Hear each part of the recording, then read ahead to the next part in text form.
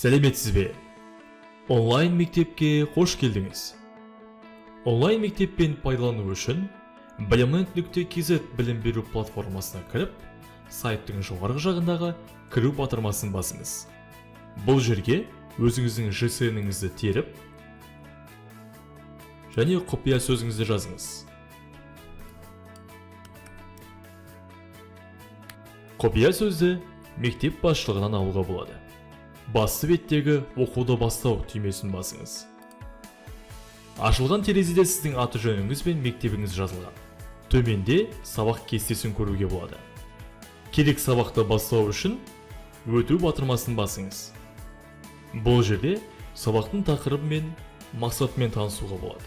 Ал сабақтың мазмұны сол жақ бөлімде көрсетілген. Сабақта видео түсіндірме берілген.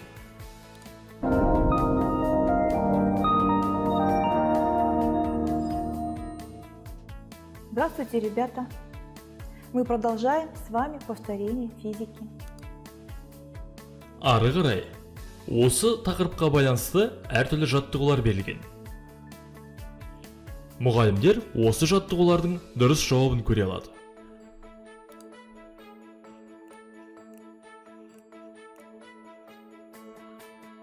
Жаттығулар аяқталғаннан кейін, келесі кезек үй тапсырмасы.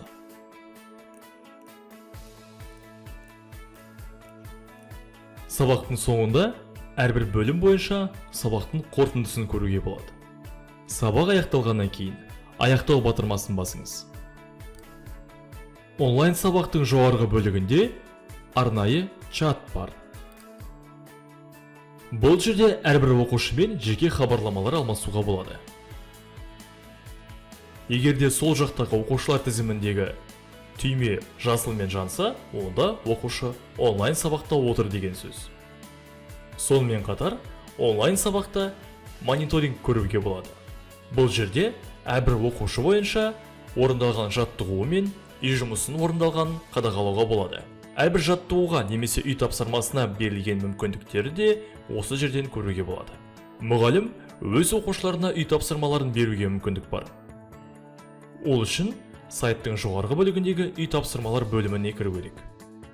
Үй тапсырмалардың орындалуын қадағалау үшін керекті пәніңізді таңдап, берілген тақырып бойынша өту батырмасын басып, ашылған терезеде әрбір оқушының жұмысымен танысуға болады. Үй тапсырмаларын тексергеннен кейін бағалау мүмкіндігі де бар.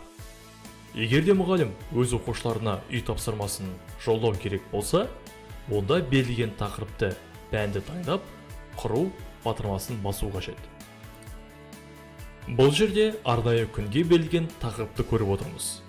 Мұғалім орындаудың соңғы мерзімін таңдап,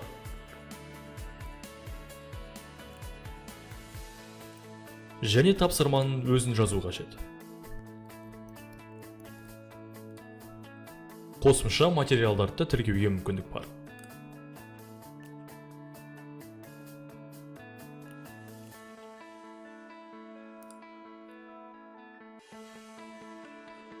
Тапсырма сәтті орындауға жіберілді.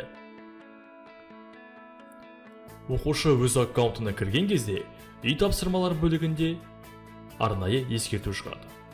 Онлайн мектепте мұғалімдер өз оқушыларына жеке хабарламалар жолдай алады. Жеке хабарламалар бөлімінде оқушылар тізімінен кез келген оқушыны таңдап, жеке хабарлама жіберуге мүмкіндік бар.